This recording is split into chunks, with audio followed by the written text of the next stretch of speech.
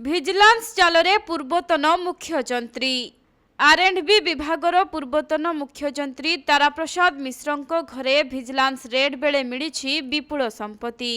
ତାଙ୍କ ଭୁବନେଶ୍ୱର ଘରୁ ମିଳିଛି ପୁଳାପୁଳା ସୁନା, ହୀରା ଓ ରୂପାର ଗହଣା। ବିଭିନ୍ନ ଡିଜାଇନର ବହୁ ଗହଣା ସାଙ୍ଗକୁ ସୁନା ବିସ୍କୁଟ, ସୁନା କଏନ୍, ଭିନ୍ନ ଭିନ୍ନ ଡିଜାଇନର ଦାମୀ ଘଣ୍ଟା ଏବଂ ଅନେକ ବିଦେଶୀ ମୁଦ୍ରା ମିଳିଛି। ଭିଜିଲାନ୍ସ ରେଡ୍ ପରେ ଯେମିତି ତାରାଙ୍କ ଘର ଏକ ମିନି ଜୁଏଲାରୀ ସପ୍ ହୋଇଥିଲା।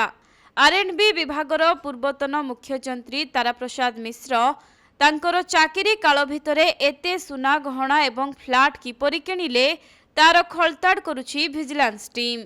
ତେବେ ଆୟ ବହିର୍ଭୂତ ସମ୍ପତ୍ତି ଠୁଳ ଅଭିଯୋଗରେ ତାରାଙ୍କ ଭୁବନେଶ୍ୱର, କଟକ ଏବଂ ଝାରସୁଗୁଡ଼ାର 9ଟି ସ୍ଥାନରେ ଏକକାଳୀନ ଚଢ଼ାଉ କରାଯାଇଛି।